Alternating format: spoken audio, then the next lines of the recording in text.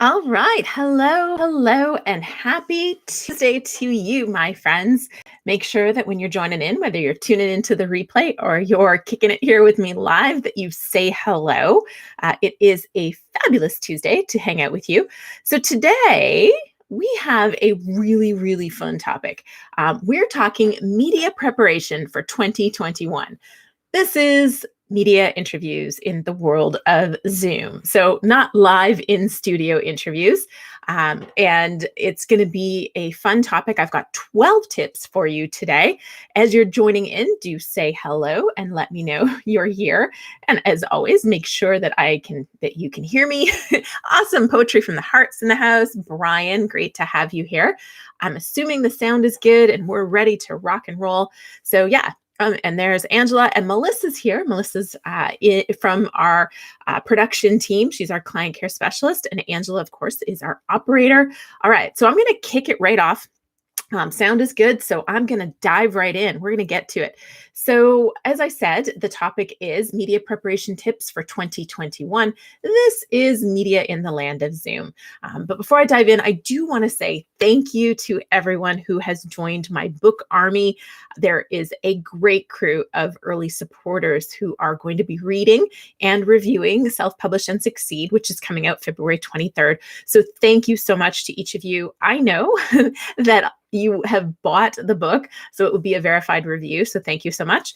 And if you missed the book army, that's cool. There's going to be some really great opportunities for you to buy the book and be rewarded for celebrating in the launch week. So that's happening February 23rd. It also happens to coincide with our live stream date. So we'll be doing a YouTube live on the book launch day. So it's going to be a lot of fun.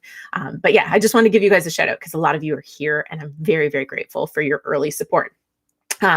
And I'm just checking my notes here to see if there's anything else I want to say. No, I'm going to start. I'm going to dive right in. So some podcasts, I'm really specifically talking about TV media today, but some podcasts, this can apply to any kind of interviews you're doing from your computer. So, at home, not in studio. I'm going to focus on TV, but this could be longer form content as well, like podcasts or webinar interviews, those kind of things. And really what we want to talk about is how do you look the best you can? How do you sound the best you can? And what are you saying so that you are positioning yourself not just as an expert, but hopefully creating enough curiosity so people go and look you up and buy your book, because this is all about media, which ultimately the goal is that it leads to selling your book or growing your business and, of course, building your brand along the way. Now, if you just joined in, because I see quite a few people have hopped on, make sure you say hello. If this is your first time joining us for a live stream or catching the replay, in particular, the live stream portion, participation matters. We have prizes for people who participate. So make sure you're saying hello, asking questions, and just chatting and supporting each other. This really is a grand community, as you will soon see if you're just joining in. Okay, so while you guys are saying hello, let's get to the first 3 tips, shall we? So tip number 1 is exactly what I'm doing right now. I am looking right at you. So look at that camera. It's tempting to stare at your beautiful self in the screen, but just look at how that feels differently for you. So I'm looking at you. I'm looking at the screen. I'm looking at me. I'm looking at you. I'm looking at me. It is a very different feeling when somebody is looking at the camera versus looking at the screen. It takes practice. I have trained myself. I pretty much live on Zoom all day long. And for the most part, I just stare at the camera. I don't really need to look at myself anyways. So I stare at the camera, and that gives that connection to the viewer. One thing I will say is really try to, you can look away. If you can have notes, I always recommend you have some bullet points on some note cards, and you can look down and then look back up. That's totally fine. But check this out. How does this feel? So I'm just going to give you 2 different situations, 2 different scenarios. So I'm looking at you, chatting. I get asked a question. I look down, I look back up, I answer. Okay, that's one. Now, what about this? And then answer. Looking up is a very different feeling for the audience. So I highly recommend you have your note cards. You can't see where my hand is, but have your note cards just slightly down and to the side, and you look down there and look back up. to the screen versus looking up and even looking around. Really try to keep your focus on the camera and look down at your notes occasionally. Don't read from your notes, but you can definitely have notes. That's okay. But practice looking at that camera. It's a game changer. Second to that is using your laptop, not your smartphone. And this is really in particular for TV, again, because the sizing on your smartphone doesn't work very well for TV sizing.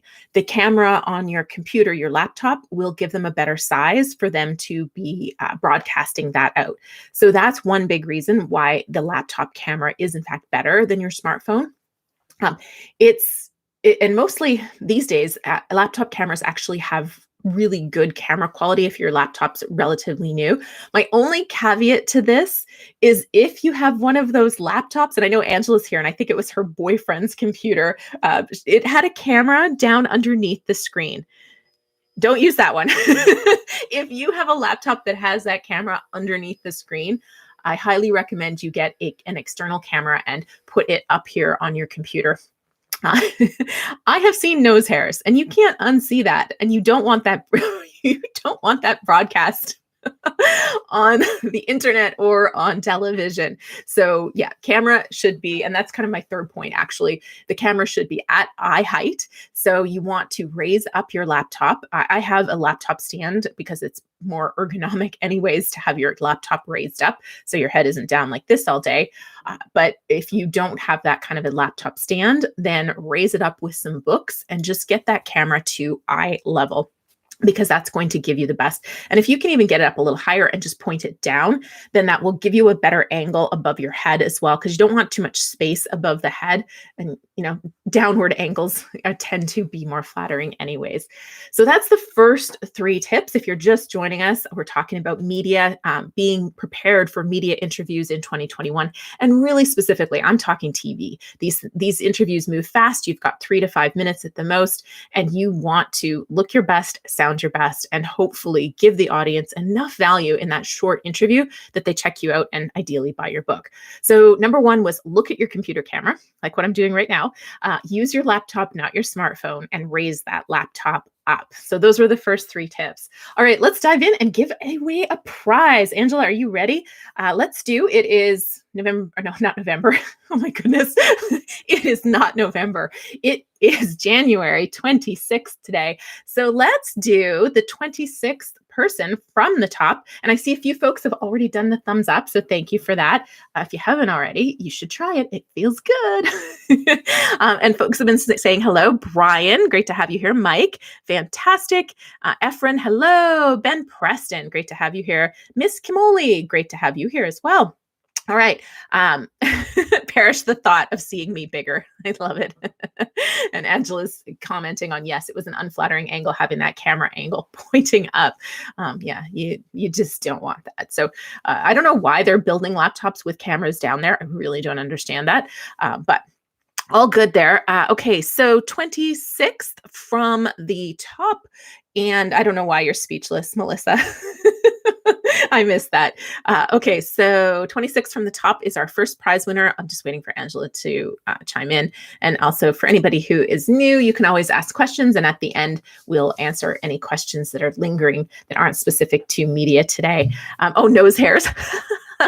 Yeah, sorry. I probably shouldn't have gone there, but I have seen nose hairs I can't unsee on camera. I do a lot of Zoom interviews, a lot of Zoom conversations. It's been interesting. Okay, so it wasn't you, Brian. I don't think. I don't remember who it was anyways. I've erased it from my memory. There isn't a 26th comment. Oh, all right. So you guys gotta chat more. It's a quiet day today. My newsletters are off schedule from these live streams. They usually go out the day before, but I'm off schedule. All right. So will I be talking about makeup for men? It's a great question, Colin. And actually, I hadn't planned on talking about it. So why don't I just quickly touch on it right now? I do highly recommend everyone get themselves some face powder. And especially if you are prone to shiny foreheads, because the other thing we're going to talk about in a minute is lighting. And lighting can make you look really shiny. And so it's really, and just go into any makeup store, Sephora, even like a Nordstrom's or the Bay or wherever you are, and just get powder. They have powder that's actually specifically made for camera and for men. And so I would just go in, get the right brush, get the powder, and find out how to put it on. But yes, I do highly recommend you do that, because the shiny forehead thing, especially when you're on live television, it can be bad. And if you're sweating, definitely. But beyond that, I don't do a lot of makeup. I don't recommend a lot of makeup for men. But I do think there's value in doing the powder for sure. Okay. Sorry. I trim my nose hairs regularly. And then Efren underneath there says, only tip I probably won't follow. I'm assuming you're not talking about that, but this has gone places I did not expect. You might be talking about the powder, but it doesn't matter. Okay. Lauren is from Trinidad Tobago. Welcome. Fantastic. Okay. So, Angela, we're going to do the 26th comment, and to make it fair, just remove yourself from it as you count, so that I think we have 26 now. So I think you can pick a prize winner and just remove yourself from it, so that nobody was gaming the system and being the next one to comment, knowing what the number was. Cool. Okay, so while she's doing that, I'll just go back to my notes and pick up a couple things. Okay, so number 4 to me is the most important thing for all of you to practice, and probably, I'm guessing, very few of you have done this. And it is the most important thing when you do TV interviews in particular, but I highly recommend you get good at this for all interviews pertaining to your subject. And this is preparing sound bites. Now, sound bites are 5 to 15 second kind of clips or snippets. If you want to equate it to when you do newspaper articles, it's like a quote. It is a kick butt tip. It's a way you summarize your thought, or a quote you like to say. So a couple examples that I thought that I could share with you, that if you have been watching YouTube, you've heard me say a lot of these things over and over. But, one of the things that always comes up in conversations leads me to say, your book may be about you, but it's not for you. And you have to write it for the reader. That's one little clip. That's a soundbite that can work really, that has a big impact. Your book is not for you, it's for your reader. Or the book might be about you, but it's for your reader. So you want to write it with the reader in mind. The other one that I say a lot, or that I can say specifically to media, is deliver so much value in 15 seconds that the reader just has to get your book. Because if that's what you give them in 15 seconds, what in the world? They do not want to miss out on what is in your book. So something like that. I would practice it. I haven't practiced that. I was trying to think of an example for this one. So so deliver so much value in 15 seconds that the viewer has to buy your book because they know it's going to knock their socks off. Something like that. One of the questions I do get asked a lot goes back to how few books get sold. Everybody has a different quote, but often the number that comes up a lot is, the average book sells less than 250 copies in its lifetime. What do you have to say about that? Or why do you think that is? So that's a very, very common question that I get asked. And there's so many different ways I can answer it. So sometimes it depends what we've talked about and what we haven't. But one of the ways that one of the sound bites that comes to mind for me on that is that many authors think that they're done when their book is published, but that is actually the beginning. And the real work begins when your book is published, and now you have to market it. And that's, if you think your book is done, and this is kind of my point of that, is if you think your book is done when you publish it, or if you think your work is done when you publish it, that's why you're going to sell less than 250 copies in your lifetime. Now, of course, the other way I can answer that is that a lot of people haven't thought about book marketing before they write their book. They write their book and then they figure out book marketing. So that's another way that I would answer that question. So I have different angles that I can take. And so what I recommend is you sit down and kind of write out the common questions you get asked and think about different ways that you can answer it in 5 to 15 seconds, and even time it. Because 15 seconds is actually a lot more time than you think it is. And, if you have to wrap up something, you're like, okay, what's your closing thought on this? And you've got 10 seconds or 15 seconds. You want to know that you've got a sentence that you can deliver, or 2 sentences, but that you can deliver something in 10 to 15 seconds. That is going to make you a really, really great interview. and people will likely ask you back. And other people who see you on that television show or that media outlet, they are likely to be interested in interviewing you on their show as well. So that is, I think, the most underpracticed and the most important thing you can do if you are doing television interviews. And for our clients, because there's some of you here, you have your media kits, and the questions we've prepared are, sometimes the media will look at those, sometimes they won't, but it's a very good idea to use those questions as a basis for you to start creating sound bites if you haven't already done that. Okay, so tip number 5 is lighting. Now, I am going to tell you what I do wrong in this, and then kind of tell you how I correct it. So lighting, it's really important for you to have light in front of you, which I do. However, what I do wrong is that I am sitting facing a window. Now, currently, if you don't already know, I am up in Canada. We left Los Angeles last year, thinking we'd be away from Los Angeles for a few months, and we're still in Canada, kind of waiting for the 14-day quarantine to re-enter Canada to be lifted. So I am in a very much a makeshift office situation. So I'm facing a window.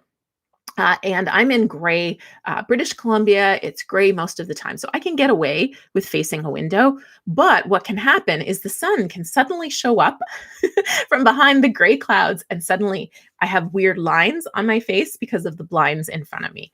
So I would close the blinds and just use the ring light, which I also have the ring light. Now, I want to show you the difference between, and I am facing a window, so I have light on me no matter what, unless it's dark outside. But I want to show you the difference when I turn off the ring light and turn it back on, because the ring light just gives that extra light, even though I am facing a window, so I have some natural light right now, so I won't be dark. But there is a difference, right? Ring light off, ring light on. So I highly recommend you get yourself a light. And these ring lights are great. They're $30 most of the time. You can get the little ones, you can get the big ones, but I highly recommend you get some lighting to put behind your laptop or your computer in order to just give yourself some better lighting. Backgrounds would be number 6, and then I'll come back and we'll do one more prize draw, and I'll see who Angela has for the winner. So backgrounds, again, this is kind of like what I have is not necessarily ideal. You kind of want a background that has some depth to it without being distracting. So the ideal scenario, and I wish I actually could show you some of our team members' backgrounds. We have some team members that really have great backgrounds now. They've gone all out. Some have lights and they've got a shelf with a plant. Angela used to sit in front of a bookshelf, which is a great background. Again, you don't want it to be distracting. So using the Zoom backgrounds, for example, those are distracting because as people move, they kind of go in and out of the background. So that is not ideal for TV interviews. Keep it simple. So if you have to do something like what I'm doing, which is just, I've got a plain screen set behind me. So it's not the perfect setup, but it is better than having an open closet or a bed or the kitchen where people are wandering around. So you want to avoid distractions and, if possible, create a backdrop that has something of interest in it to just create depth to your picture. But if not, just have a plain backdrop of some kind that you can use to just keep the focus on you. That is really the ideal scenario. Okay, so let's do a YouTube draw. And hey, that's a great point. So Brian said, I used to work in TV and I use 2 large living room lamps where you can aim the light, one at 10 o'clock and the other at 2, and it gives good balance. That is an excellent point. So thank you. Kevin McGuire's in the house. Hello. Great to have you here. Let's see. Diana said, I made purchase and in line waiting for your self-publish and succeed. Oh, great. Thank you for joining my book army. I'm so grateful for all of your guys' support. Okay, so yeah, the light definitely made a difference. So that was a good example. I thought it would be a good way for you guys to see that. Okay, so let's see. Okay, I'm just checking your guys' comments to see if there's anything else. Okay, Diana, we'll come to that question after Angela will be making notes of any questions. So let's see. I'm just looking for the winner. Angela, there we go. Lauren Joseph is our 26th comment from the top. Woo! So congratulations, Lauren. So our prizes, if you're new here, we have our hashtag No Boring Books mug. And we also have our Oh So Soft journal, which I know where I put it. Maybe. No, I don't know what I did with it. I used it. I recorded my audiobook last week and I wrote in one of the things, when you do your audiobook, this is not related to media, but when you do your audiobook, do it before your book is finalized because you're going to find mistakes. And in my case, I found actually quite a few mistakes, a couple things that I didn't realize had gotten changed in the editing process that actually changed sentences, so they were wrong. So I was making notes in the Oh So Soft journal of all the things that I wanted changed in my book before you early reviewers get your copy this week, which we will be emailing you out with your copy this week now that the changes have been made. So I'm excited for you guys to see that. But I was writing in it. And so now I don't know where my Oh So Soft journal is. But Lauren, you can email us at team@booklaunchers.com with your mailing address so we know where to send it, and let us know if you want the mug or the journal. So thanks so much for being here and for commenting and participating. Okay, let's see. And was Lauren the one in Trinidad and Tobago? We get to send things all over the place. Okay, fantastic. All right, so diving back in. Let's see, where was I? Oh yeah. Okay, so we covered already the sound bites. We covered lighting and backgrounds. Now, number 7 is sound. So at a minimum, use a headset of some kind. And actually, the Apple headsets are pretty darn good quality for media interviews. You'll even see some of the professional newscasters using them when they're shooting from home, which a lot of them have been lately. And the Apple AirPods are also really quite good quality. For media, I often use, I have a Yeti mic, which is what I'm using right now. And I would put AirPods in to hear them and then use the Yeti mic. But the big thing, the big thing is that you do not want to use your computer audio. It echoes, it doesn't sound as good. You have to use some sort of a headset or mic in order to improve your quality. Also, do your best to reduce background noise. I get it. We're at home. Your dog might bark, your kids might yell, but whatever you can do to reduce that background noise is ideal. I was on a call with somebody yesterday and there was airplanes going overhead, roosters, whatever they do, cock-a-doodle doing, dogs barking, and car noise.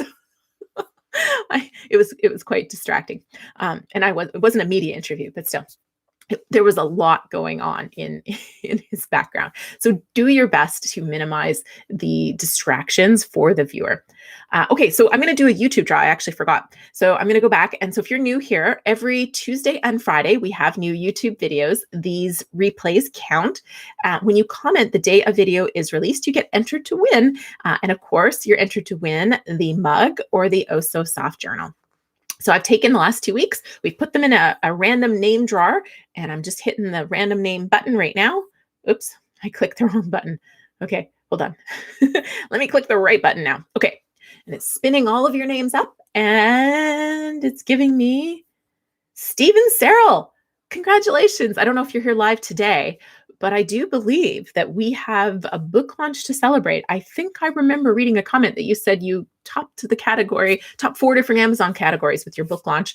So congratulations, Stephen. You might be busy doing book promotion stuff, but email us at team@booklaunchers.com when you catch up and watch this video, and let us know if you want the mug or the journal, and make sure you include your mailing address because we don't know where you live.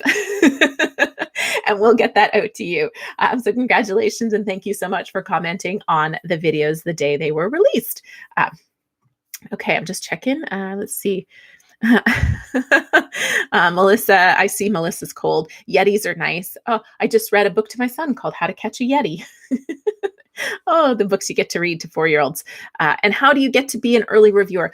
It's pretty much closed now, Jude. But you can definitely grab a copy launch week, and there's going to be some really great incentives for grabbing a copy launch week, and then you can write your review and it will still be incredibly appreciated at any time. But yeah, so the early reviewers, they're all closed. They're going to be getting their copies this week, and then launch week, which will be February 23rd, there's going to be a lot of incentives for buying the book that week. And that will be a lot of fun too. So there's the thank you for your interest. But right now we've got the early reviewers. They've all bought their copies and they're ready to roll, and we're just sending them out. Yeah, so that's great. Let's see. Okay. Back to our notes. Let's see where we're at. So number 7, okay, we got that. Number 8, what to wear. Now, is it business on the top and pajama on the bottom? I would recommend not. You can, but it seems like inevitably you get caught doing that somehow, and it can be funny, but do you want to be remembered as the guy or gal who had their pajama bottoms on, or do you want to be remembered for the value that you brought to the audience that day? So my recommendation is whatever fits with your brand. So, business, if you want to be business on top, that's great. Jeans on the bottom is good.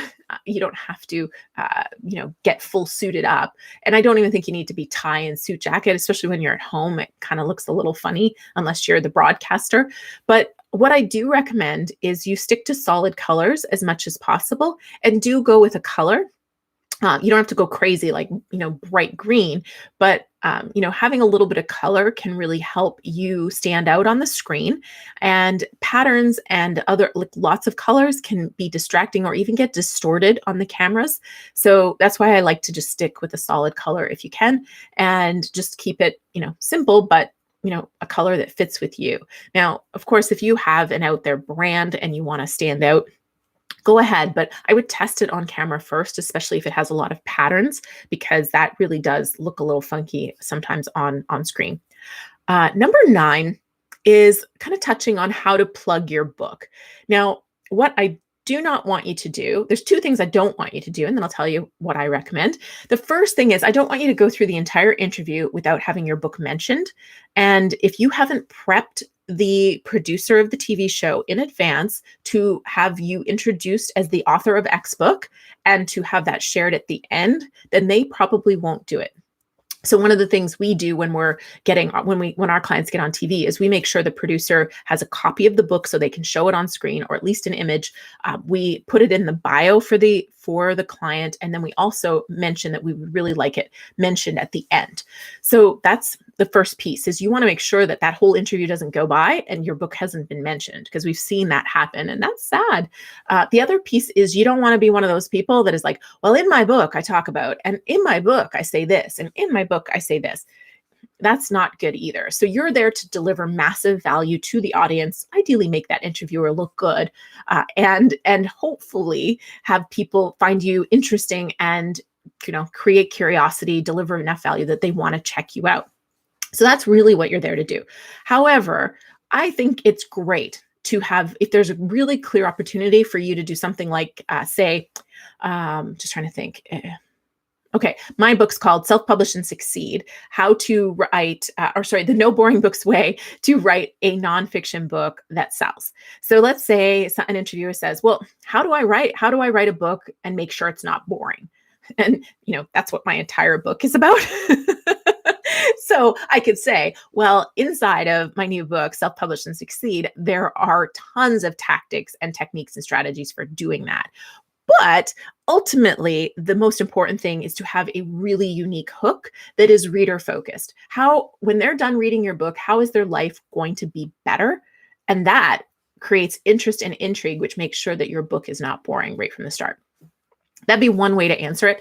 And I've seeded my book in a subtle way. And it's also legitimate. Like it's basically saying, you're asking me to tell you in 20 seconds what took me 260 pages to explain. So it really seeds the fact there's a lot more to talk about, but I still gave value. That's one way. So that's what I would recommend, is kind of practicing opportunities for that. But I wouldn't do it more than once, especially in a short interview. In a longer podcast, you might do it a couple of times, but I think it can take away from your interview if you do it too much. Number 10, have water on hand in case you get dry mouth, but take a drink when the interviewer is asking a question if you really need to. Not well. And see, this is exactly why.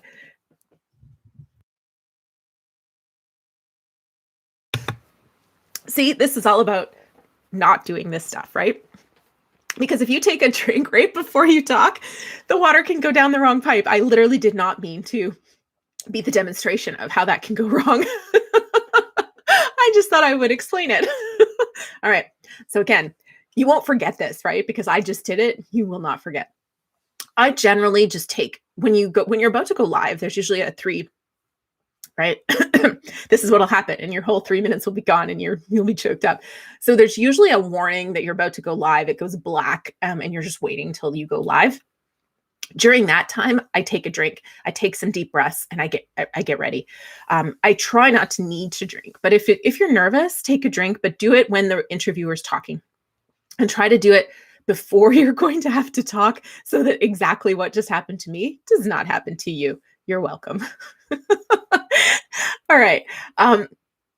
Let's do another YouTube draw while I recover, shall we? Okay. So picking another random name from the folks who commented every Tuesday and Friday when the videos came out. They commented the day a video was released, and our winner is Rachel Robertson. I mean, I don't know how many mugs or journals you could possibly want or win, Rachel, but if you're here, congratulations. And if you're watching the replay, also congratulations, you know what to do. So email us at team@booklaunchers.com and let us know what you want to win. I'm going to try this drinking thing again. Okay, that feels better. Whew. All right. Oh, goodness. And Mike has the giggles now. Wow. Yeah, nice mute reflexes. You can tell I've done that before, right, Efren? What an actor. I wish.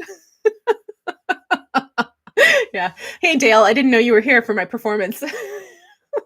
Welcome. By the way, guys, speaking of awesome books, Dale, and Dale, you can drop links. So if you want to drop a link to your pre-order page for your book, please go ahead. Dale has a fantastic book coming out on a fantastic day, also known as my birthday. He is literally launching a great book on my birthday. It doesn't get any better than that, except it does. He asked me to write the foreword for that book.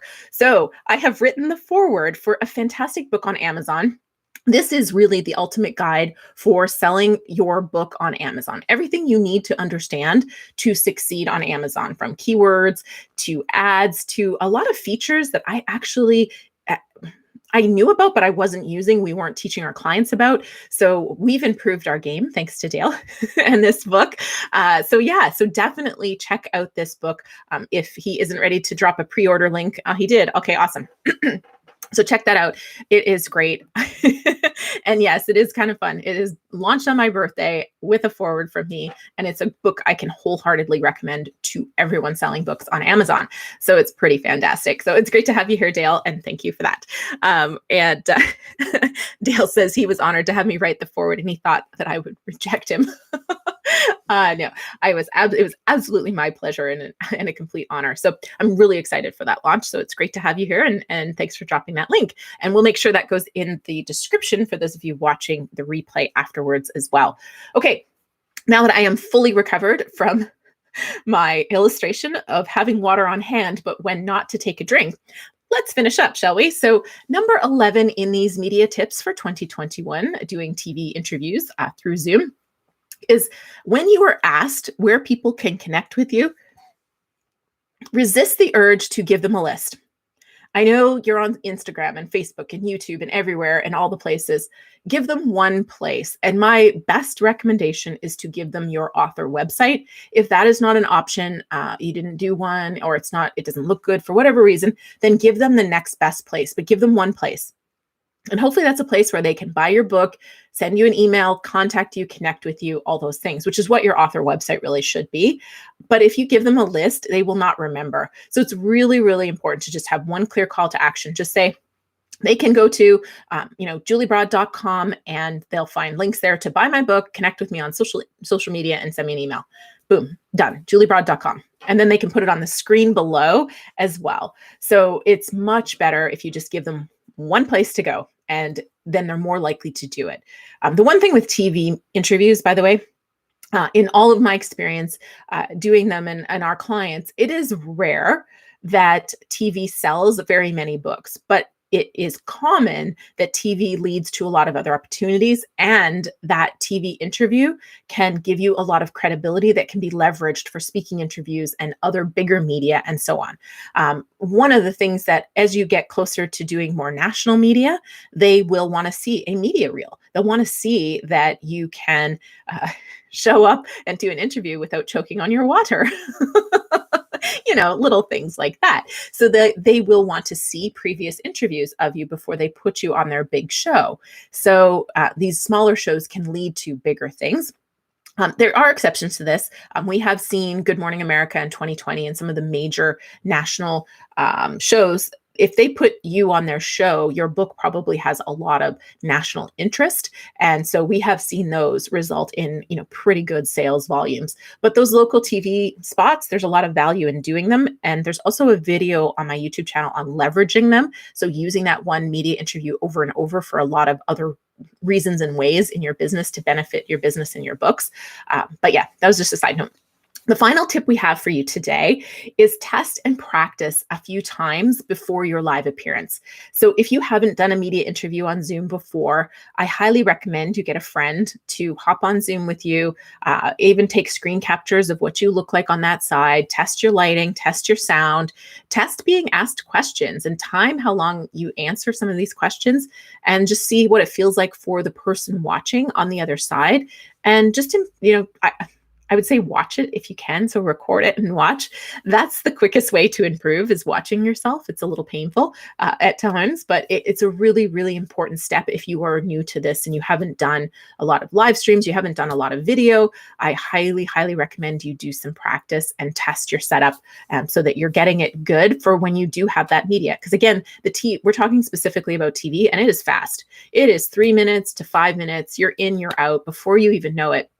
And so you have a very short period of time to make a very strong impression on the news outlet as well as their audience. So hopefully these 12 tips will help you. Now for today's other prize, the participation is, what was your favorite tip today and why? I know which one was the most memorable, at least I think it was. But what was your favorite tip today and why? So go ahead and post that in the comments and we'll pick from those for our winner. And I'll take questions now. A couple quick notes. Our next live will be February 9th, same time, same place, happening at 2 p.m. Pacific Standard Time, if you are catching the replay and wondering when this went live. So February 9th, 2 p.m. Pacific Standard Time. And then our next one's February 23rd, which is the launch day for Self-Publish and Succeed.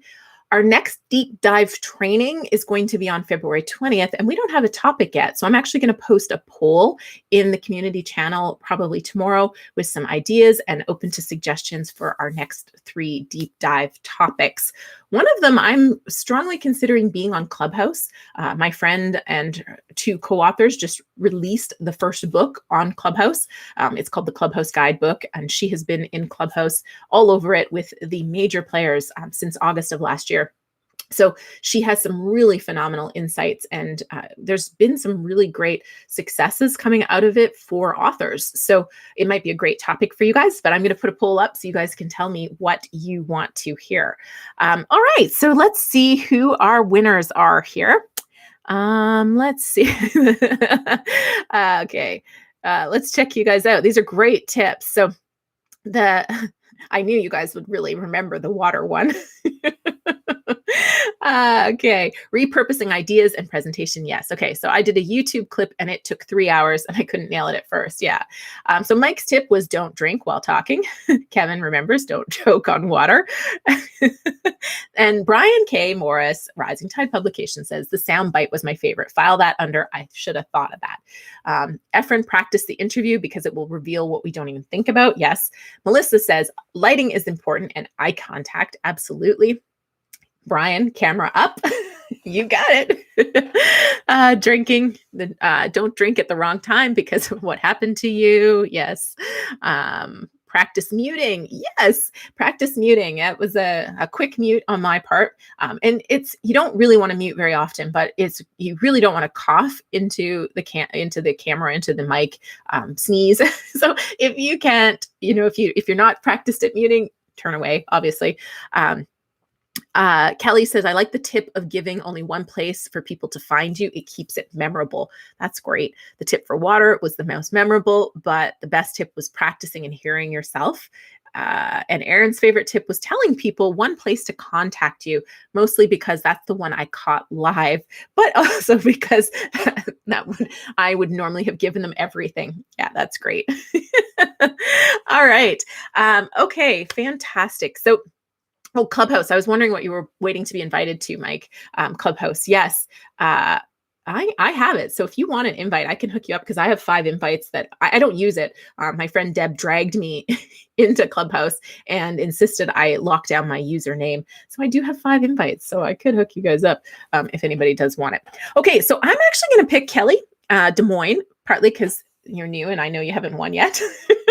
And most of the other people have won something already. But also, I think she was the first one to mention, I like the tip of giving one place for people to find you. And she answered why, because it keeps it memorable. So congratulations, Kelly. Thank you so much for being here. All you have to do is email us at team@booklaunchers.com and let us know if you want the mug or the Oh So Soft journal, which is probably in the house, not out here right now, because I was typing up notes from it on the weekend.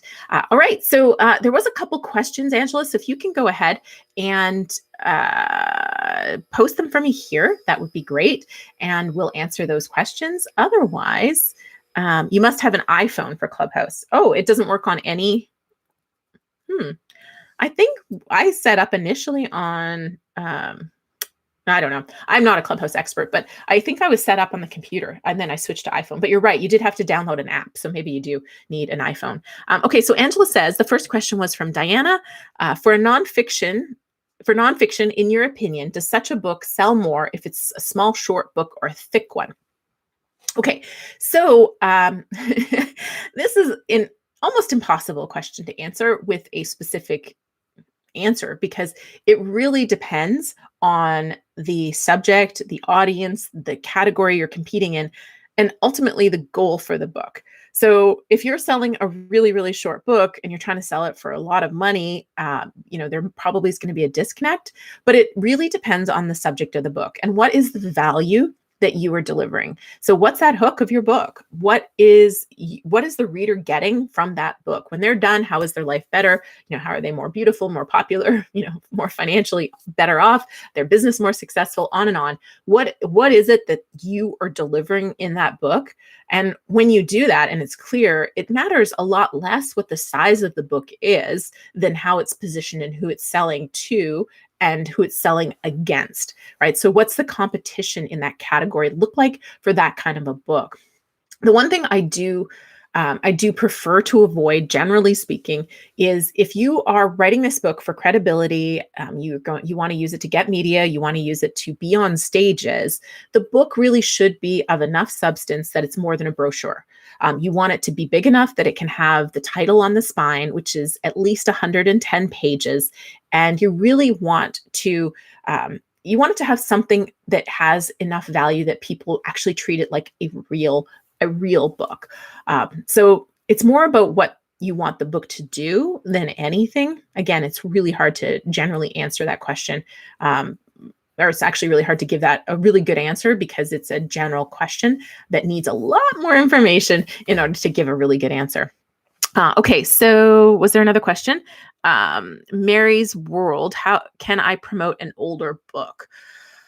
Yes, absolutely. I mean, my first book is from 2013 and I'm still generating sales. I don't actually promote it, but you can promote it through Amazon ads. Again, this is another plug for Dale's book. Read that, figure out how you can refresh your Amazon listing. What can you do to update what's going on Amazon for your book? And also really look at what is going on in the world today that is still relevant for your book and find angles that you can talk about around it. I don't think it's as important. Like the age of the book isn't as important in general. Media isn't as interested in putting an author on, when it's not hot and new. So there has to be a really clear angle. But there's always a way. You can also relaunch, refresh, do a revised edition to give it to give it an update. If I was still in real estate, I would definitely be doing a second edition of More Than Cash Flow, because there's a lot of chapters I would add and expand upon now. And especially, as it pertains to working with partners, I could go into a whole new book almost on, what it's like to not only leave the city where you did your investments, but leave the country and have those conversations with the people who invested their money with you in those deals. So there's a whole new angle to, that I could be covering, and that's what I would do to refresh it and then promote it. Is kind of looking at what's changed, what's new, and doing a revised edition. But there's a lot of ways to do it, but it really comes back to your goals and what's in the book that's still current. Okay. Let's see. How about repurpose older ideas into newer formats? Yeah, absolutely. I really think that's a great idea too, Mike, is really looking at, audiobooks is another way to kind of refresh. Audiobooks are hard to sell on their own. I think it's better to package it and launch it all around the same time. But again, this is that revised edition. Like what is in your original book that is still really valuable today, and kind of take that and revitalize it, really. Often a good cover update can even do wonders for a book too. Okay, let's see. How much of your profits do you invest back into the business typically? Oh, like author profits? I'm not really sure how to. Hey, Doug, it's been great. I was just thinking I hadn't seen you on a live, but I thank you for all your comments. It's been great to have you commenting on the channel. And if I remember correctly, you're a fellow Canadian. So Mario, if you're still there, can you give me a little bit more specific what you're thinking? And ultimately, there's no answer to that, because it really comes back to your goals and what you're trying to accomplish. Like what did you write your book for in the first place? If you wrote it to build your brand and build your business, then to me, you're putting all of the profits from your book sales into getting more book sales and getting it out there. If you're an author who's really trying to build your income from your business, then it's probably a different approach. That's a tough question to answer. Again, without kind of diving into specifics, there's certainly no defined percentage of what you would do with profits from your author business. Yeah. Halifax. So you're on the other coast. I'm currently hiding on Vancouver Island. So I'm hiding in the West Coast right now.